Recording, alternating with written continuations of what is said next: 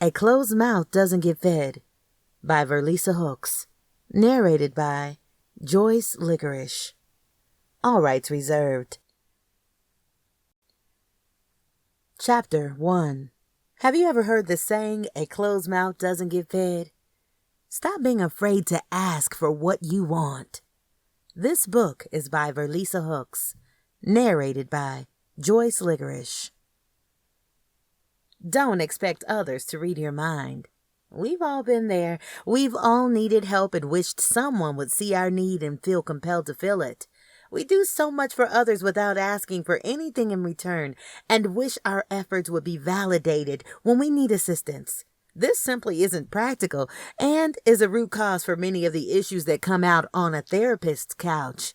To receive help, we need to articulate our need and get specific about it. We can't expect anyone to read our mind. Only a very small segment of the population can be micro-focused enough to see when someone needs help and be able to make things easier without being prompted. The theory called the diffusion of responsibility states that people are less likely to take responsibility and do something if others are present. There's a sense that someone else will surely step in and take the lead. Without the ask, the need remains unmet. So, why don't people ask for help? Reasons like fear, pride, being overwhelmed, confusion. The most effective course of action to get support is knowing what you want, being prepared for help, and asking for it. Know what you want. This seems simple, but is it? You may know you want help cleaning the house, and you likely have a running list in your head of the chores that could be done. To ask for help, your recruits will need to know which chores need to be covered and what your expectations are for their completion.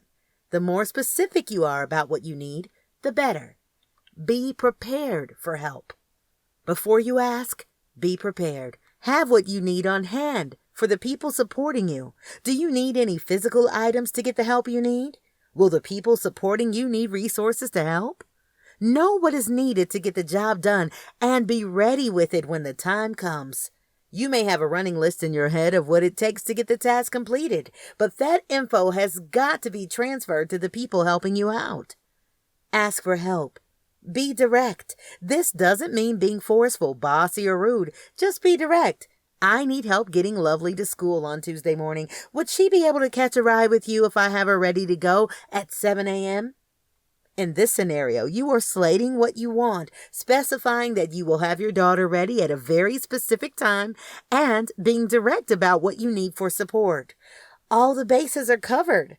This is something my closest friend know me to be mostly, but I remember those times when I wasn't so direct and stayed in my head, talking mad shit through. Remember, when life feels overwhelming, we may need a hug, and we will certainly need help. Confusing the need for emotional support with material support can be dangerous. If you need help, understand that people can't read your mind and will likely be supportive if you know what you need, are prepared for them to help, and you ask them directly for their help.